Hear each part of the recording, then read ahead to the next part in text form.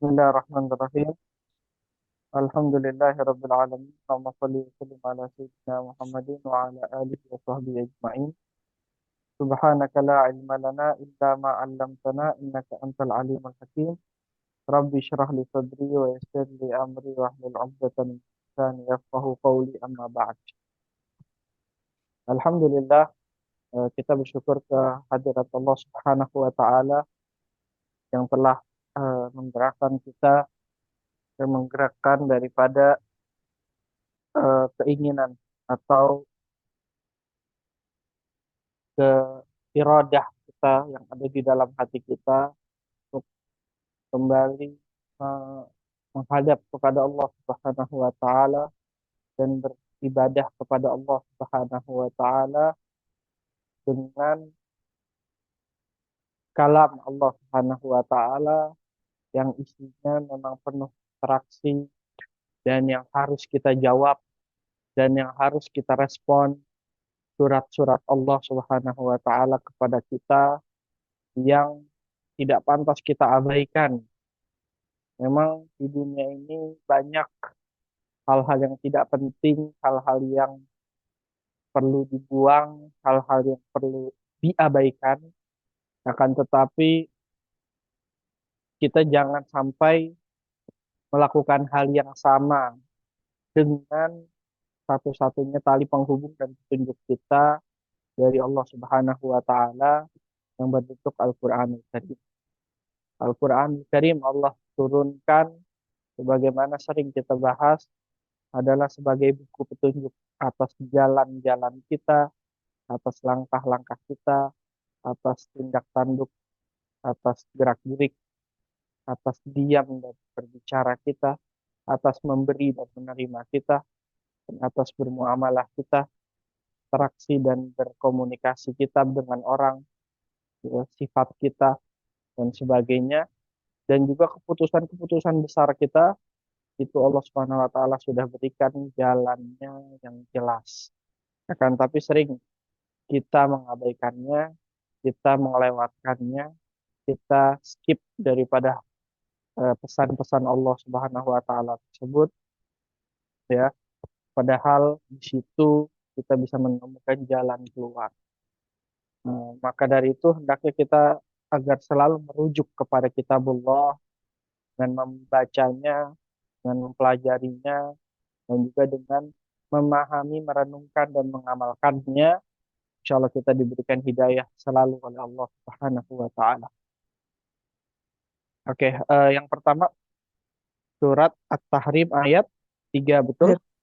Ayat, ayat 3, San. Betul ya, ayat 3. Nah, suaranya jelas. Insya Allah, San. Oke. A'udzubillahi minasyaitonir rajim. وإذا سر النبي إلى بعض أزواجه حديثا فلما نبأت به وأظهره الله عليه عرف بعضه وأعرض عن بعض فلما نبأها به قالت من أنبأك هذا قال نبأني العليم الخبير. Ini adalah satu potongan cerita, ya. Di sini sebelum kita memahaminya, kita alangkah baiknya kita mendengarkan bagaimana sebab musabab atau sababun nuzul daripada ayat ini. Baru kemudian kita artikan ayat ini dan kita ambil hukum hikmahnya. Diriwayatkan dari Tabrani dan Ibnu Mardaweh dan dari Ibnu Abbas bahwasanya ketika sebelum turun ayat ini, Sayyidatuna Hafsah ingin masuk ke kamarnya sendiri, beliau dari luar, dan beliau mendapatkan kamar itu terkunci dan Rasulullah SAW sedang bersama istri yang lain, yaitu Maria. Kemudian Rasulullah SAW menenangkan Sayyidatuna Hafsah dan berkata, jangan kabarkan Aisyah saya akan berikan suatu rahasia kepadamu, bahwasanya ayahmu, ya, ketika saya wafat kelak nanti, ayahmu akan menjadi khalifah setelah Abu Bakar Siddiq, ayahnya Aisyah. Jangan kabarkan Aisyah dalam hal ini. Sayyidatuna Hafsah eh, mengabarkan Sayyidah Aisyah, me- membuka rahasia atau eh, membocorkan rahasia Nabi besar Muhammad Sallallahu Alaihi Wasallam, ya, sampai, ya, Sayyidah Aisyah tahu, Sayyidah Aisyah mengetahui daripada rahasia tersebut, bahwasanya ayahnya Sayyidah Aisyah, yaitu Abu Bakar Siddiq, itu akan menjadi khalifah setelah Rasulullah SAW. Sayyidah Aisyah langsung bertanya kepada Nabi, "Ya Rasulullah, man anba'aka hadha?" Siapakah yang memberikan kabar padamu tentang hal ini? Rasulullah bersabda, "An-nabba'ni al-alimul khabir," bagaimana dalam ayat, yang memberitahukan kabar kepada saya adalah al-alim, yang maha mengetahui, al-khabir, yang maha memahami segalanya. Sayyidah Aisyah merespon, "Ya Rasulullah, saya tidak akan memandangmu sampai engkau mengharamkan Maria atas diri." Maka Rasulullah SAW mengharamkan Maria atas dirinya, maka diturunkan, "Ya ayuhan Nabi, lima tuharrim," wahai wahai Nabi, kenapa engkau mengharamkan yang halal? Wahakata. Di dalam riwayat yang lain, nah, memang seperti ini sahnya. Nah, jadi ceritanya adalah seperti itu. Ya, Sayyidah Hafsah dan Sayyidah Aisyah, sama-sama anak Khulafaur Rasyidin, Sayyidina Abu Bakar dan Sayyidina Umar, itu memang biasa berbicara dan berteman. Ya, sama-sama istri Rasulullah, mereka berdua berteman. Tapi mereka berdua nggak bisa tahan untuk memberikan ada rahasia. Ya. Dan di antara rahasianya, Rasulullah pernah juga dalam riwayat lain kata kepada Sayyidah Hafsah, "Jangan kabarkan Aisyah, ya, apa yang terjadi, dan saya telah haramkan si Maria, Maria atas diriku." Nah, ini kabar besar bagi Hafsah, langsung dibocorkan rahasia Nabi Muhammad SAW kepada Sayyidah Aisyah. Nah, ini kita nggak membahas, eh, kita tidak membahas tentang cerita awal daripada surat ini. Yang mana cerita tadi udah disebutkan, di antaranya lima tuharimu ma'ahalallahu laka. Kenapa wahai Nabi kau mengharamkan yang halal bagimu? Itu dalam satu riwayat adalah Maria Qibtiyah, yaitu salah satu istri yang sedang budak, ya. Dan yang pendapat kedua adalah eh, ada model minuman atau makanan khusus, ya, itu Rasulullah bilang saya tidak mau makan itu lagi. Nah, Rasulullah karena mengharamkan apa yang Allah.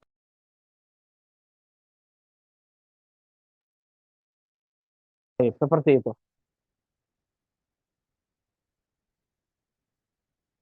Wa a'rada an ba'd. Nabaha wa bikin ba'd. Nah,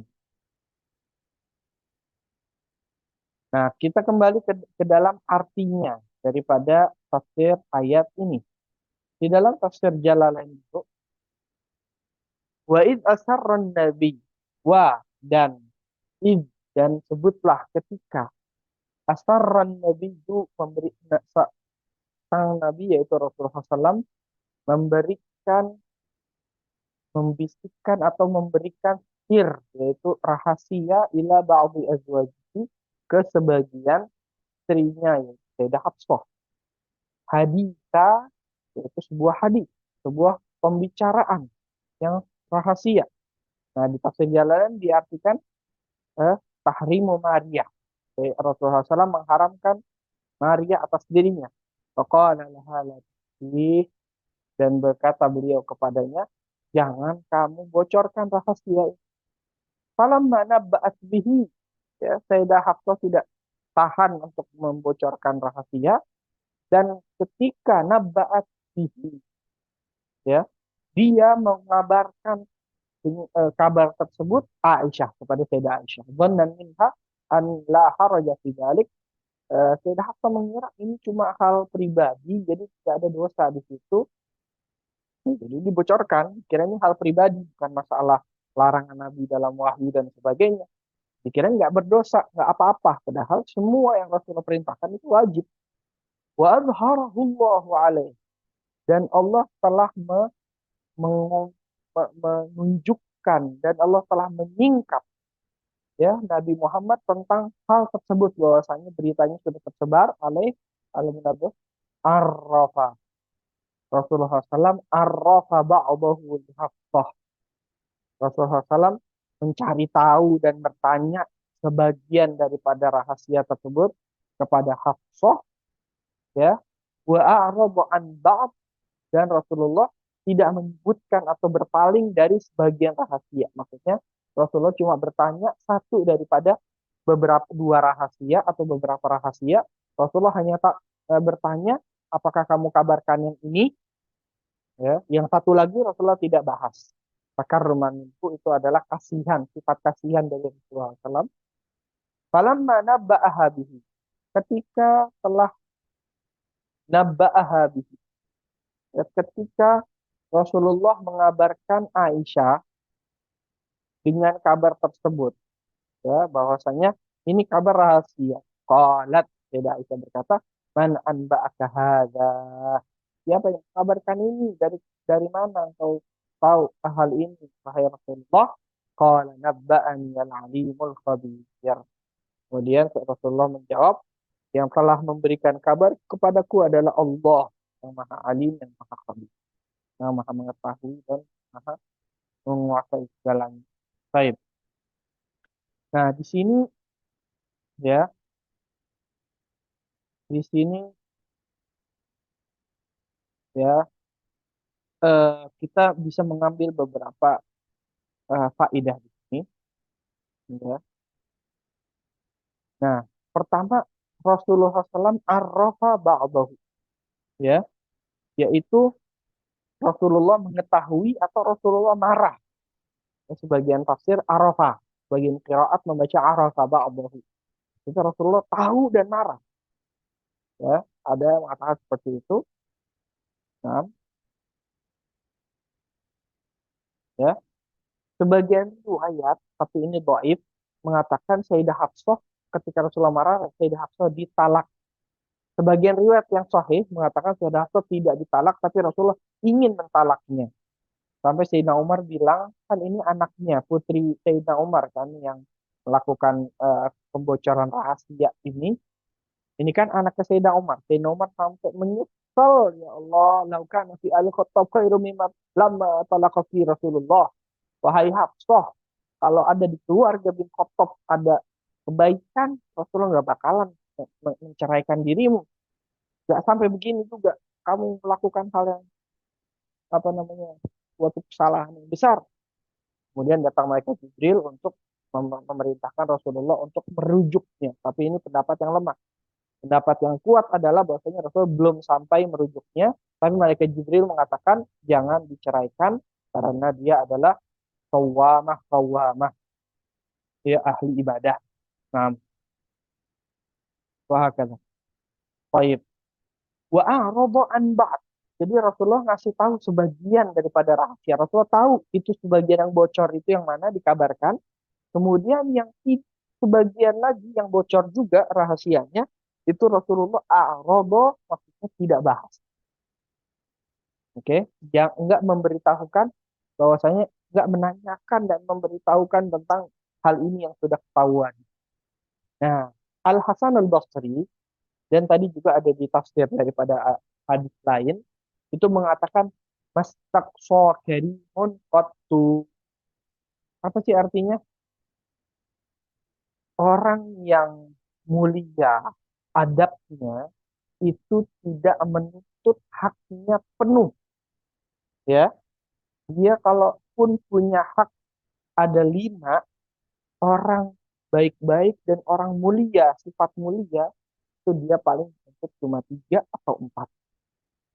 Nah, itu seperti Rasulullah SAW dalam ayat ini mengajarkan bagaimana Rasulullah bisa menuntut semuanya, tapi Rasulullah SAW sengaja tidak membahas salah satunya. Ya, kenapa? Karena sifat Rasulullah kasihan, ya, dan juga Rasulullah SAW tidak menuntut segalanya. Itu adalah pelajaran akhlak dan etika moral bagi kita, ya. Kita walaupun kita berhak menuntut semuanya, kita disunahkan dan baik untuk kita dalam sifat kita. Kalau kita mau ya, mengamalkan sifat mulia, hanya kita minta sebagiannya. Nah, ada orang rusak properti kita, ya, kita minta, kita tuntut, akan tapi tidak seluruhnya. Ada yang kita maafkan. Ya, kalau nggak bisa memaafkan seluruh. Nah, wahakala. Nah, ada yang mengatakan juga bahwasanya Rasulullah SAW ketika tidak membahas perkara yang kedua, yaitu adalah perkara khilafah yang tadi disebutkan. Bahwasanya yang akan menjadi khalifah setelah Rasulullah ada Sayyidina Abu Bakar, kemudian Sayyidina Umar. Kenapa Rasulullah tidak membahas itu? Karena agar tidak tersebar lagi. Ya, jadi rahasia itu hanya diketahui 2 orang, Sayyidah Aisyah dan Sayyidah Hafsah. Udah. Soalnya kalau rahasia lebih dari 2 orang itu udah namanya tersebar dan bocor, semua orang akan mendengarnya. Ya, Rasulullah sengaja, ya, tidak membahas masalah itu agar tidak tersebar berita itu di khayalak para sahabat radhiyallahu anhum. Insyaallah, ya. Jadi di sini banyak pelajaran moral dan etika, ya. Nah, kemudian di ayat selanjutnya Rasulullah SAW meminta, eh, mensyaratkan taubat, ya, taubat kepada 2 orang istri beliau, Sayyidah Aisyah dan Sayyidah Hafsah. Kalau kalian bertaubat kepada Allah, maka hati kalian sudah benar dan lurus. Ya. Wa in tadhahara alaih. Tapi kalau kalian masih bersekongkol untuk membuat Rasulullah, apa namanya, mengganggu Rasulullah dengan membocorkan rahasia dan sebagainya, fa innallaha huwa maulah, maka Allah lah yang menjadi pelindung Rasul, dan Jibril pelindung Rasul, dan wasalihul mu'minun, dan Sayyidina Abu Bakar dan Sayyidina Umar dan lain-lain, wal malaikatu ba'da dzalika zahir, juga para malaikat juga menjadi bentengnya Rasulullah SAW. Jadi maksudnya apa?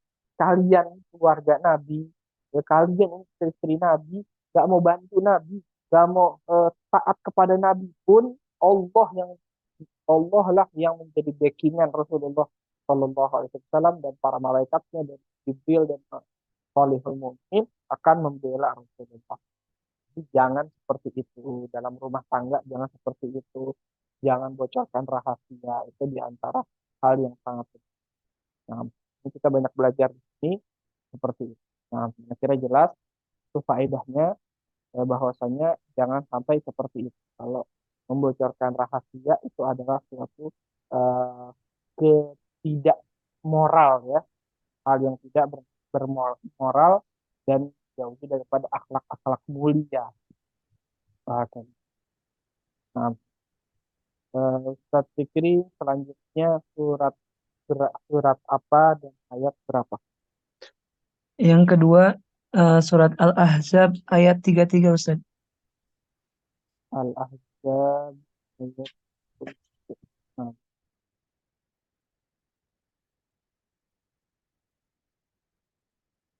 ayat 33.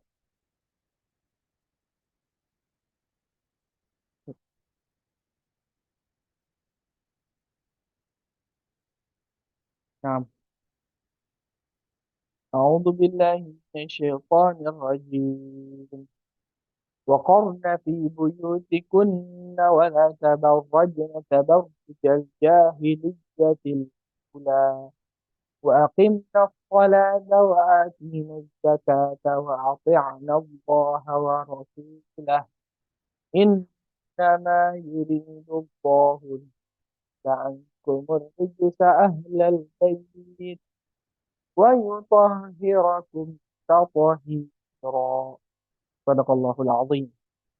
Masya Allah, ini tentang ayat tentang Ahlul Bait. dan juga tentang tarbiyah Rasulullah kepada para istri baginda Nabi besar Muhammad Sallallahu Alaihi Wasallam. Allah berfirman, wakorna dalam riwayat lain, dalam kiraat lain, wakirna buyutkun. Wakorna artinya adalah dari kalafat koror. Ya, aslinya akrirna, akrarna, ya, itu artinya adalah dan menetaplah, ya, dan betahlah, dan singgahlah, tinggallah. Maksudnya, dan betah-betahlah di rumah gitulah. Dan apa singgahlah, menetaplah. Ya, itu artinya. Wahai para istri Rasul Shallallahu Alaihi Wasallam, fi buyutikunna di rumah-rumah kalian. Kita tahu sendiri rumah Rasulullah SAW yaitu kat-kat ya, kamar. Itu bait itu dalam bahasa Arab zaman dulu adalah kamar. Bait, kamar, kamar, kamar. Itu namanya buyuti azwajin Nabi atau hujurat azwajin Nabi. Paham. Dan menetaplah kalian di buyutikunna di rumah-rumah kalian. Wala tabarrajna dan janganlah kalian tabarrajna. Ya, tabarruj diartikan dua. Yang pertama membuka aurat, yang kedua berhias. Ya, atau bisa dua-duanya membuka aurat dan berhias. Ya, tabarruja dan janganlah kali-kali kalian tabarrajna dan janganlah kalian membuka aurat atau janganlah kalian bertabarruj tabarrujal jahiliyatil ula sebagaimana tabarrujnya orang-orang jahiliyah terdahulu ay maqablal Islam maksudnya adalah sebelum zaman Islam min izhari nisa mahasinihinna yaitu ketika kaum wanitanya menampakkan keindahan tubuhnya dirijal bagi orang laki-laki walidhar pada Islam mazkur fil ayah wala yubdina zinatahunna. Adapun untuk eh, menampakkan apa namanya eh, eh, dalam setelah Islam ya itu juga dilarang ya jangan ngikutin kaum jahiliyah dan waktu Islam juga dilarang sebagaimana dalam ayat wala yubdina zinatahunna illa ma zahara minha kecuali yang memang nggak bisa ditutupi. Kita udah bahas itu ya. Wa aqimnas shalah dan hendaknya kalian dan tegakkanlah sholat wahai istri-istri Nabi. Wa atina zakah dan tunaikanlah zakat wahai istri-istri Nabi. Wa ati'na Allah wa rasulah dan taatlah kepada Allah dan Rasulnya. Innama sesungguhnya yuridullah Allah kehendak yuzhiba untuk menghilangkan, menghapus ankum dari kalian ar-rijsa yaitu dosa ahlal bait wahai ahlu baitin Nabi para wanita Nabi, wahai istri-istri Nabi, wa yutahhirakum tathira. Ya. Dan Allah sucikan kalian dengan kesucian. Nah, yutahhirakum tathira dengan kesucian yang besar ya dengan kesucian yang tertentu. Nah, di sini coba kita lihat di dalam tafsir yang lain.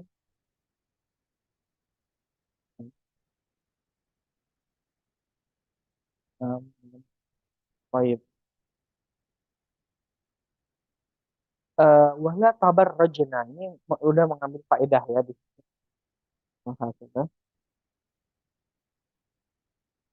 Nah, mengambil faedah dari sini. Tadi yang pertama yang waqarna fi buyutikunna ya,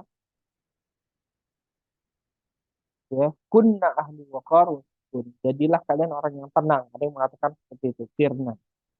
Nah, atau tenang-tenanglah kalian, betah-betahlah kalian di rumah. Wala tabarrajna. Sekarang arti wala tabarrajna. Qatadah dan Mujahid menafsirkan wala tabarrajna, tabarruj wa takassur wa tagannuj. Yaitu dengan berlenggak-lenggok atau bergerak atau apa namanya bergerak dengan yang tidak perlu ya Ibnu Abi Najih berkata, tabarruj itu artinya tabakhtur, ya, berjalan dengan congkak, dengan sombong. Tapi yang jelas itu adalah izharuz zinah wa ibrazil mahasin lirrijal, yaitu menampakkan perhiasan dan apa namanya keindahan tubuh kepada laki-laki. Tabarrujal jahiliyah. Ada yang mengatakan jahiliyah itu adalah antara zaman Nabi Isa dan Rasulullah SAW. Ada yang mengatakan seperti zaman jahiliyah itu zaman Nabi Daud dan Nabi Sulaiman alaihi wassalam, ya. eh, Soalnya dari riwayat zaman itu tuh wanita itu pakai baju tapi dari sampingnya itu dari kakinya itu nggak ketutup. Yang mengatakan seperti itu. Nah, ada yang mengatakan seperti itu ya. Ada yang mengatakan lagi itu zaman dulu lagi, zaman Namrud. Ya. Nah, itu katanya wanita zaman Namrud itu bajunya itu dari berlian, terus jalan di tengah-tengah orang. Wah, ya, dan menggoda laki-laki dan sebagainya. Ada yang mengatakan lagi jahiliyah ula, jahiliyah dulu, itu zaman dulu lagi ke atas, zaman antara Nabi Nuh dan Nabi Idris, 1000 tahun. Wah, kata. Nah, cerita macam-macam dah. Nah,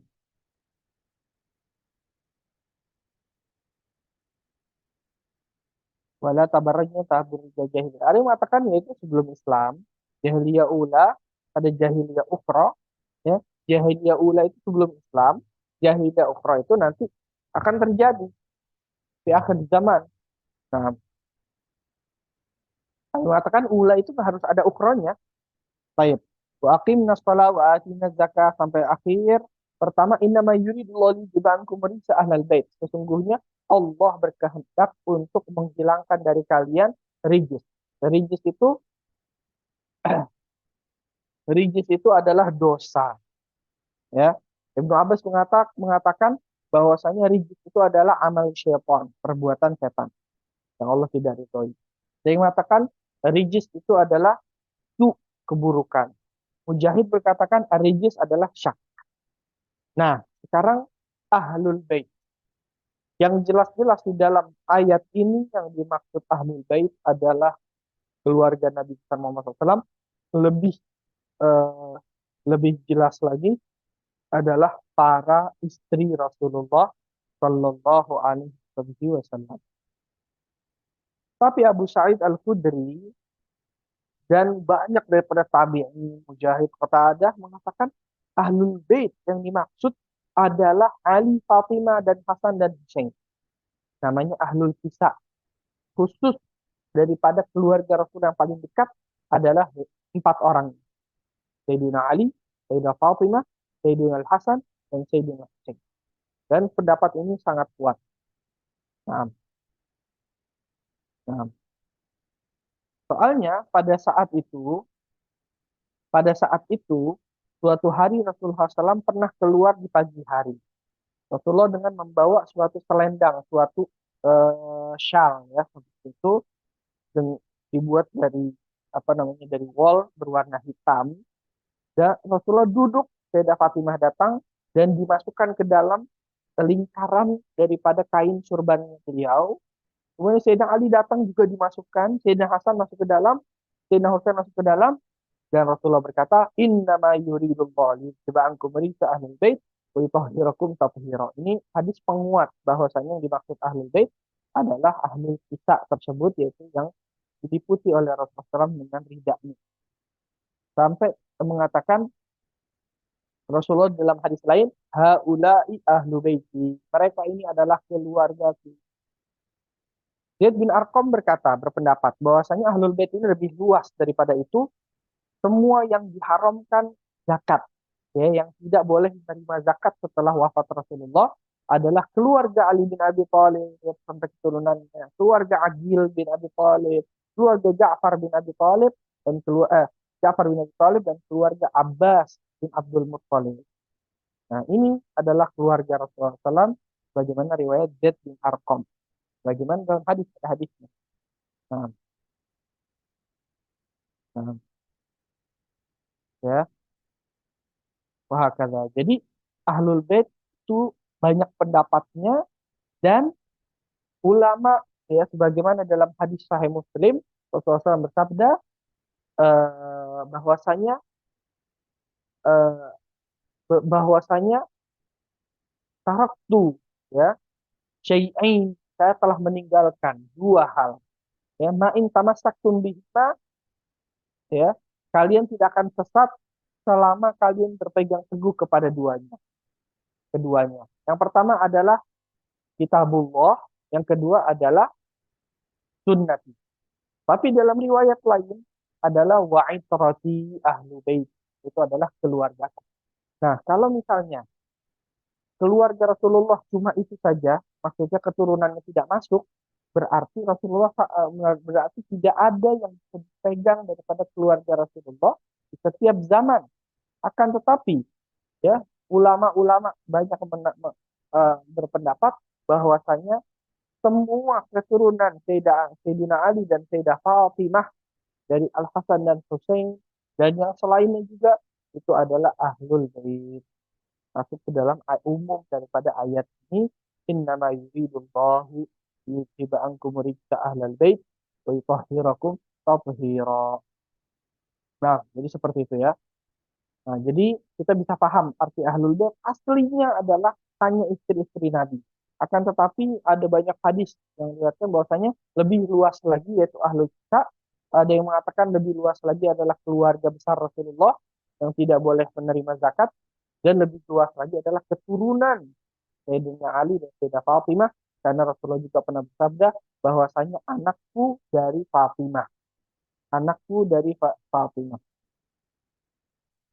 ya, wahakata. Jadi ya, situlah kita bisa memahami makna ahlul bait, yang mana Allah SWT mau ciptakan mereka. Syekh Saleh Al-Ja'fari, salah satu ulama besar di negeri Mesir, pernah berkata, "Coba kalian ketahuilah, tanda kalian itu disucikan oleh Allah adalah kalian mendekat kepada keluarga Nabi, kepada keturunan Nabi." Kenapa? Allah jamin dengan ayat ini. Kalau Allah pengen kebaikan, ya, kalau Allah pengen menghilangkan dosa, dan Allah, ketika Allah ingin menghilangkan dosa dan ingin mensucikan, ya, Allah ingin mensucikan siapa? Ahlul bait. Dan barang siapa yang bersama ahlul bait, berarti dia selalu ikut tersucikan dan ikut dihilangkan dosanya. Soalnya Allah berkata, innama yuridullah yudzibakum rijal bait taharkum tathira. Allah selalu menghendaki hal tersebut. Ahlul bait disuci, ya, ahlul bait dibersihkan, ahlul bait disucikan, ya. Begitu juga orang yang mendekat kepada ahlul bait pasti akan mendapatkan rahmat Allah, karena rahmat Allah ketika turun itu menyebar. Tapi kalau kalian yang tidak cintai ahlul bait, kalian yang membenci ahlul bait, kalian yang jauh dari ahlul bait, nggak ada jaminan Allah mensucikan hati kalian dan akan diampuni dosa oleh Allah Subhanahu wa taala. Nah, saya kira cukup dari yang kedua. Yang ketiga, tafadhol, surat dan ayat. Untuk yang ketiga surat Ar-Rahman ayat 72 Ustaz. Surat Ar-Rahman Ayat 72. Ar-Rahman ayat itu.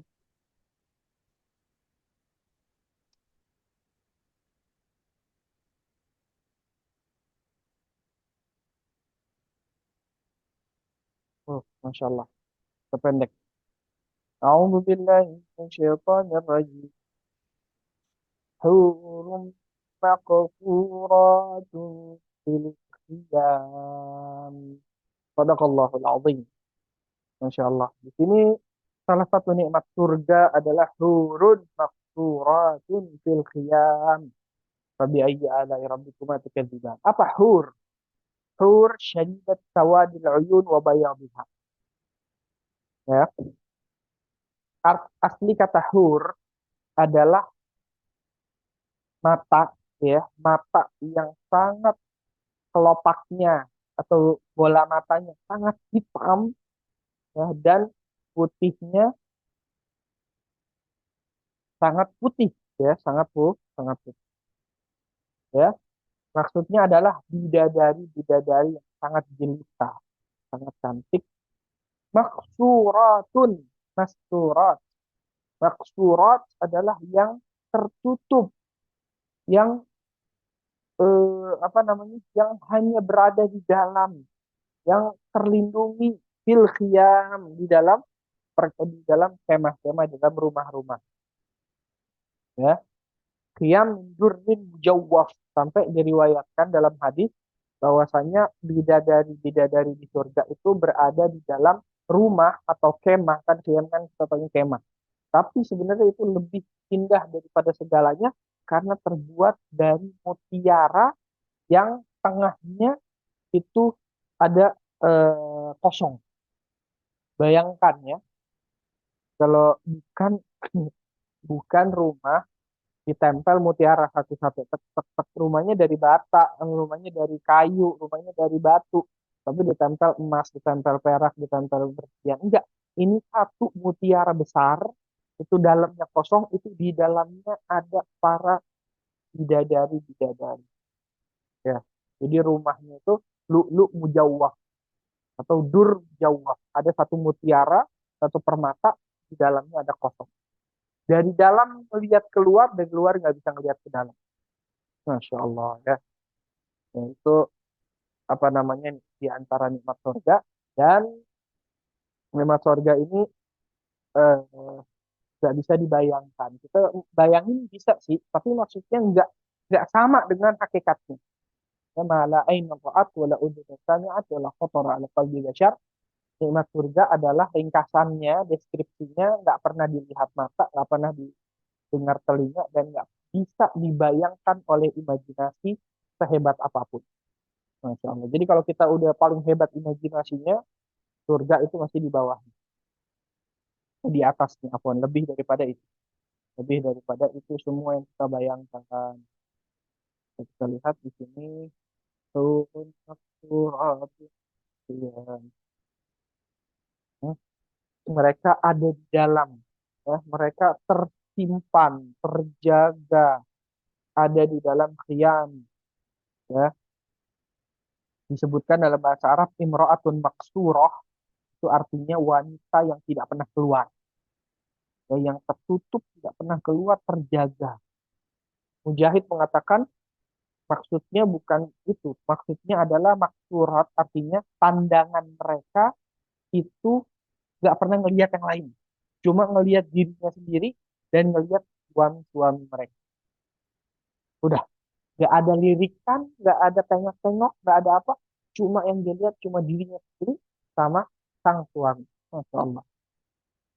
Diriwayatkan dari Nabi besar Muhammad SAW bahwasanya kalau ada wanita dari sorga, penduduk ahli sorga, itu nengok dikit aja ke muka bumi, itu akan bercahaya antara langit ini, dan akan dipenuhi langit dan bumi dengan aroma yang sangat wangi, ya. Wala nasifuha ala ra'siha khairin haditha. Ada apa namanya, ada sesuatu atau ada hiasan yang ada di kepalanya bidadari, itu lebih mahal daripada dunia seisinya. Masya Allah. Banyak lagi sifat-sifat seperti itu. Qiyam. Qiyam. Qiyam kan kalau kita artikan, tadi anak bilang apa? Seperti kemah. Tapi yang dimaksud adalah istana atau rumah. Nah, rumah. Wallahu a'lam. Kita lanjut ke surat ayat selanjutnya. Yang Apa? selanjutnya surat Muhammad ayat 31, Ustaz. Ayat 30 ya.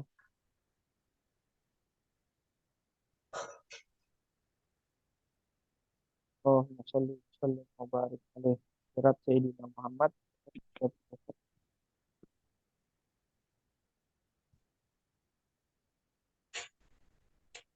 Baik. A'udzu billahi minasyaitonir rajim. ولنبلونكم حتى نعلم المجاهدين منكم والصابرين ونبلو أخباركم. Allah Subhanahu wa taala berfirman, walanabluwannakum, dan pasti kami akan menguji kalian, ya dengan disyariatkannya jihad ya pada para sahabat di awal-awal Islam, dan kami akan menguji kalian dengan jihad dan selain jihad kan ujian-ujian yang lain. Hatta na'lama, sampai hingga kami mengetahui. Loh, Allah bukan ada mengetahui sebelum menguji, iya, tapi ketahuan jelas ya, tampak terbukti jelas dalam alam zahir ataupun dari alam batin Allah udah mengetahui. Ya, jadi untuk kelihatan, kata na'lam bukan artinya Allah jadi tahu, sebelumnya nggak tahu, bukan. Allah udah tahu, tapi jadi kelihatan, lebih kelihatan ke semuanya. Ya, kami akan terus menguji kalian, kata Allah, hingga kami mengetahui atau kami menampakkan al-mujahidin minkum, para mujahid-mujahid sejati, orang-orang yang betul-betul jihad sejati, wasabirin, dan orang-orang yang sabar, yang tegar dalam jihad dan lainnya. Wa nabluwa akhbarakum, dan kami akan nablu, dan kami akan menampakkan akhbarakum, yaitu berita-berita kalian, yaitu ketaatan kalian, atau kalau kalian membangkang bermaksiat, kami akan kabarkan juga itu juga dalam jihad dan selain. Nah, kita buka tafsir yang lain. Artinya walanabluwannakum, kami akan berinteraksi kepada kalian seperti penguji dengan cara kami wajibkan jihad dan pertempuran kepada kalian agar kami mengetahui dengan jelas ya para mujahidin siapa di antara kalian dan para sabirin orang-orang yang sabar itu siapa di antara kalian, mana dua akhbarakum, dan kami tampakkan itu semua, kelihatan orang munafik, orang yang takut, orang yang pengecut, orang yang kabur jihad, wah itu artinya seperti itu. Nah, wah dan juga arti jihad wa ghairi yang tadi sebutkan. Allah menguji dan jihad dan selainnya, pokoknya untuk ketahuan siapa yang pejuang sejati dan siapa yang tegar.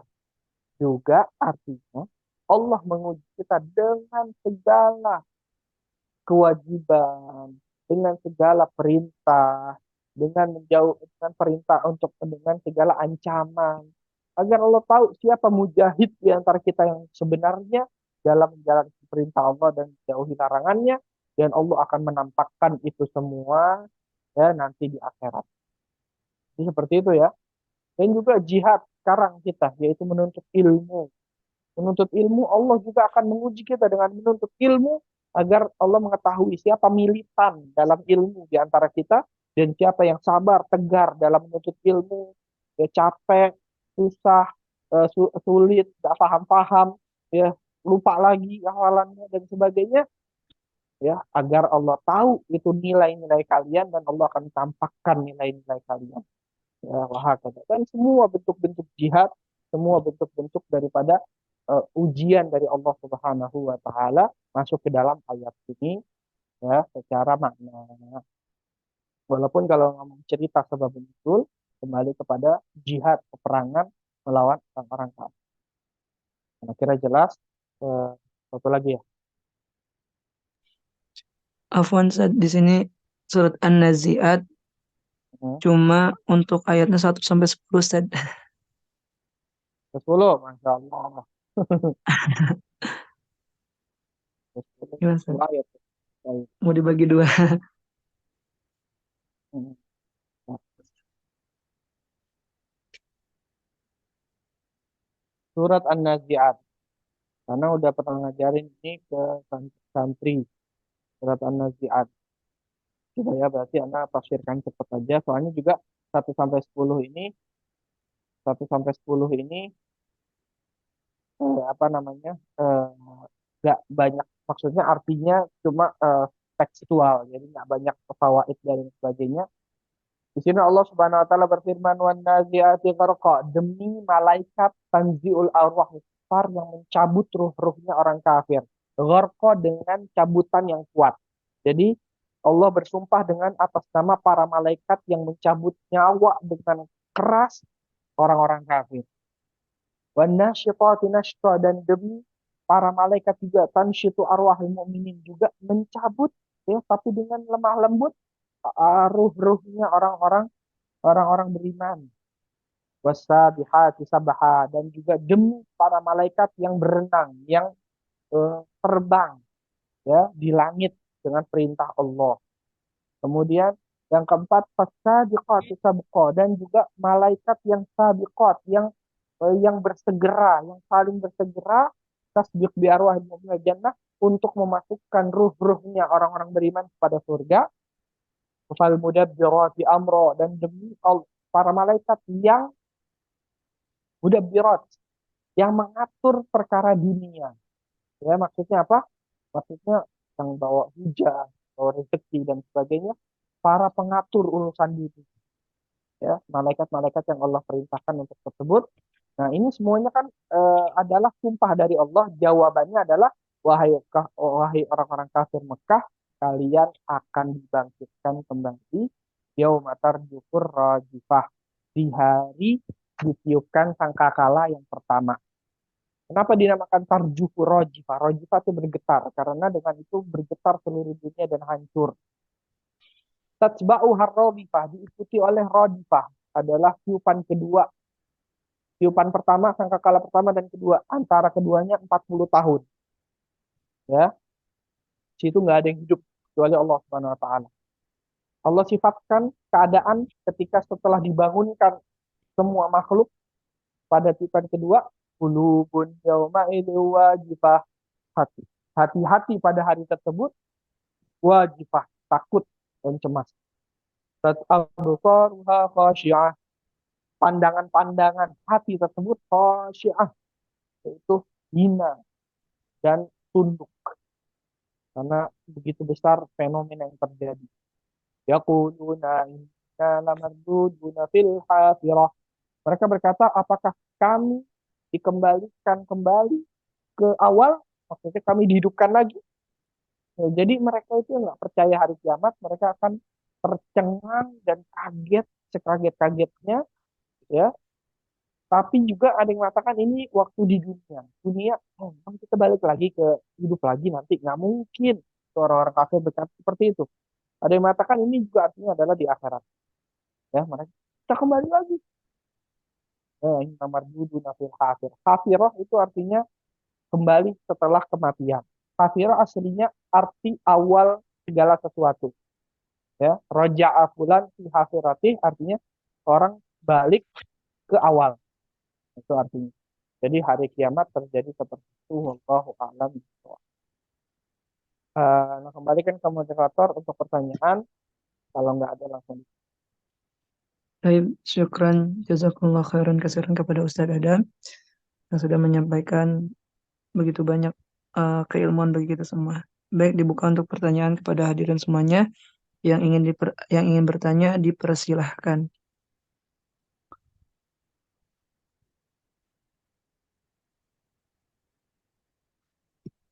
Baik, ada yang bertanya?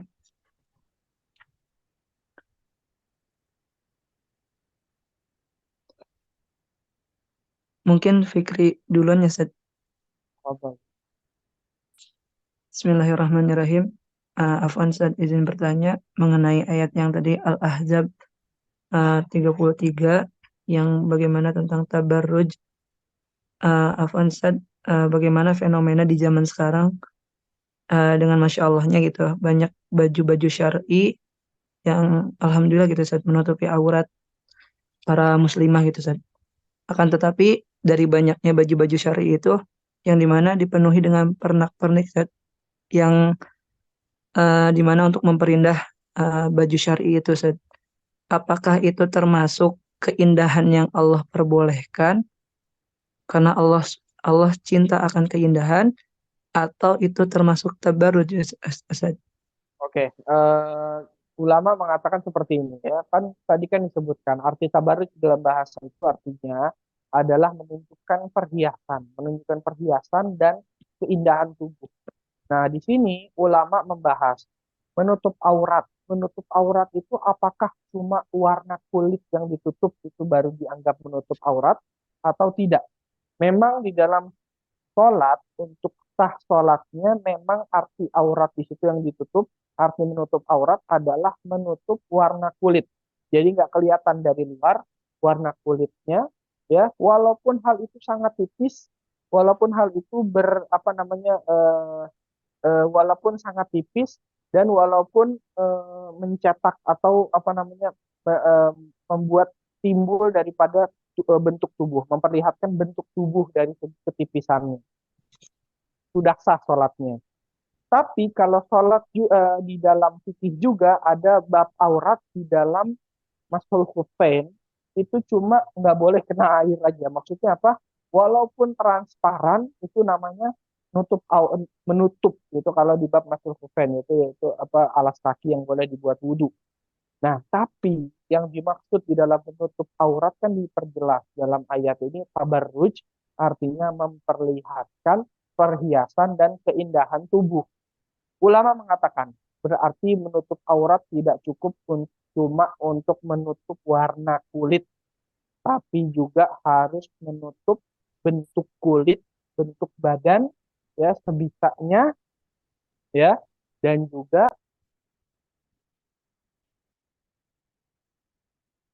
tidak mencolok sebisanya dan menutup seluruh yang bisa terlihat dan menggoda dan menjadi membuat menoleh, orang-orang menoleh, ya, orang laki-laki menoleh.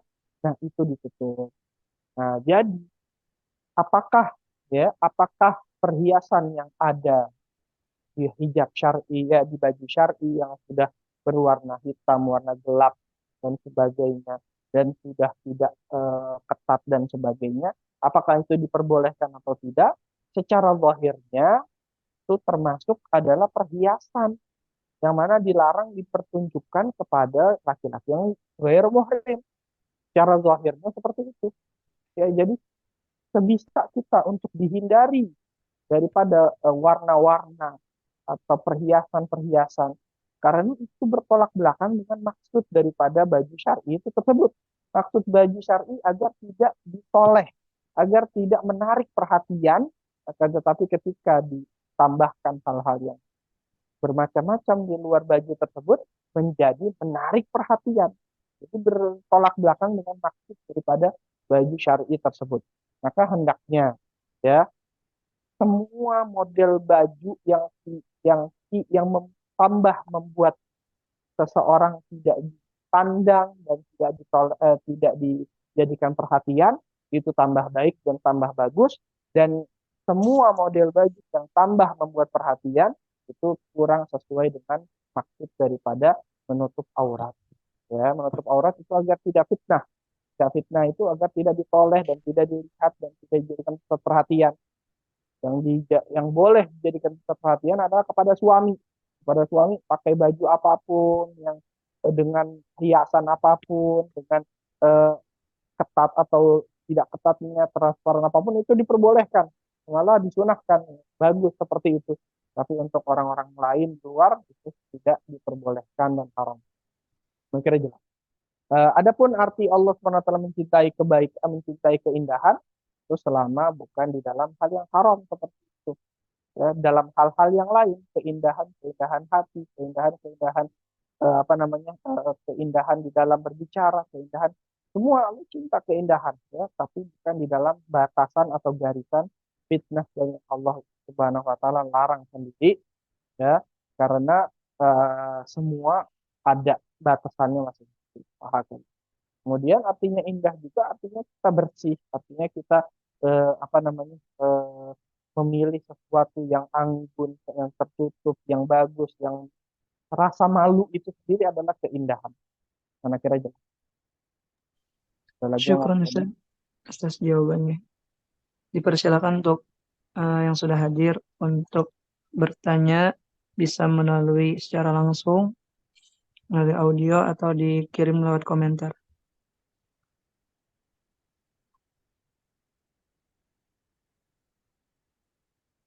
Dipersilahkan, ada yang bertanya?